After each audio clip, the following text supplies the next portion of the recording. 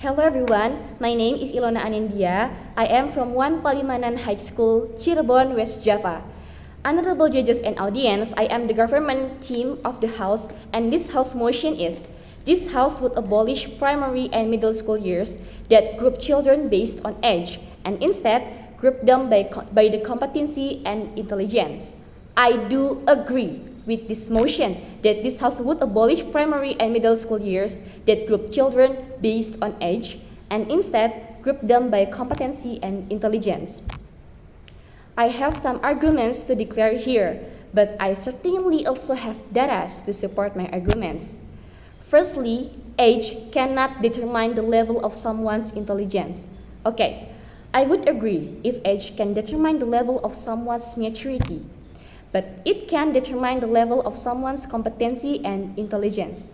Because someone's intelligence or competency based on how they develop their interests and talents, from how much they study every day, from how much motivation they have to study every day, from how often they practice something, and from how actively their parents supports them to go to school or to develop their skill or talents.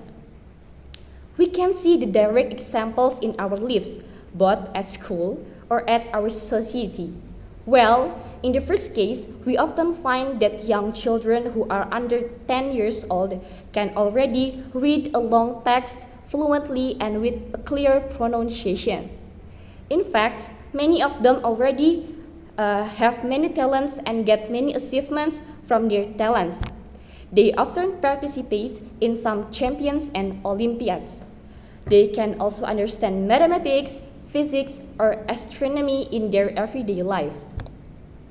And we can see at the other case, there are many of primary and high school students cannot read fluently and cannot be able to read a text with a clear pronunciation.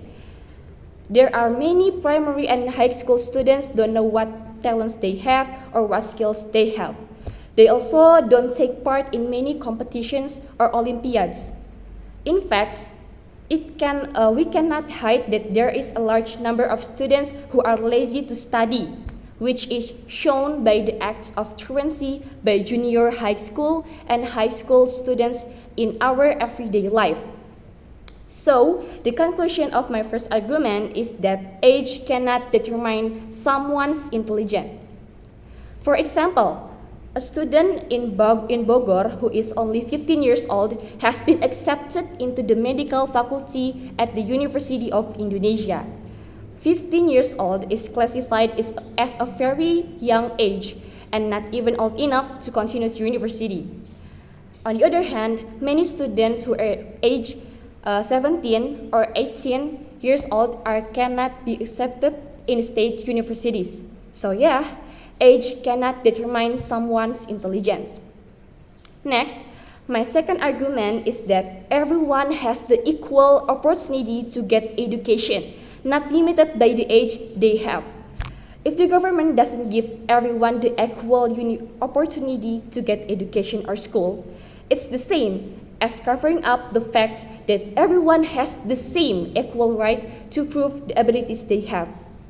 For example, Nono, a student from East Nusa Tenggara, Indonesia, who is only grade 2 in elementary school, can win the Mathematics Abacus Competition World 2022 because he had the opportunity to prove his ability.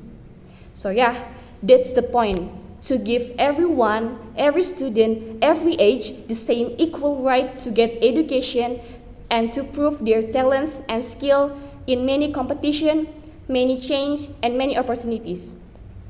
Thirdly, I do agree with this motion is that because students who can understand and remember the material can enter the accelerated classes. So, the sooner they graduate, the sooner too they will have a big impact on the country because they have amazing intelligence and competency.